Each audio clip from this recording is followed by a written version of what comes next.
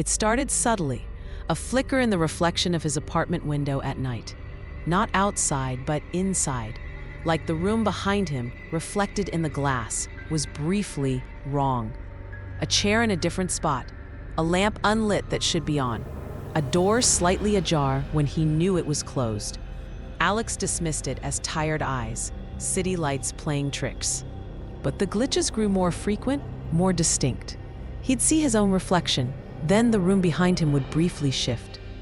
A distorted shadow would stretch across the floor where there was none. A figure just out of his peripheral vision in the reflection, standing absolutely still. He'd spin around, but the room was always empty, normal. He started closing his curtains at night, but the feeling persisted.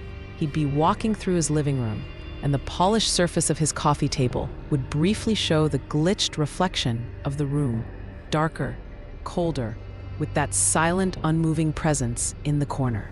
One night, unable to sleep, he sat staring at the black glass of his large living room window.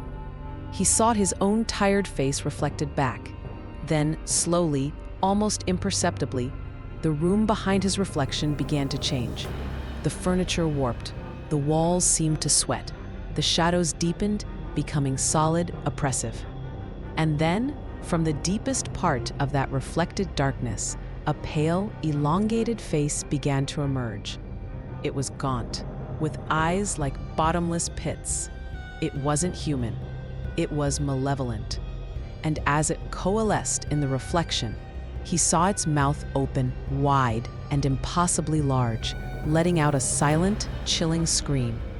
He screamed too, stumbling back, knocking over a lamp. The room plunged into darkness. When he scrambled to turn the light back on, the window reflection was normal. Just his own horrified face, staring back from his ordinary apartment. But then, he noticed something. In the reflection of his own wide, terrified eyes, for a fleeting moment, he saw the faint, ghostly outline of that same elongated face staring out from behind him. It wasn't just in the window anymore. It was in his own reflection. And it was no longer screaming. It was smiling.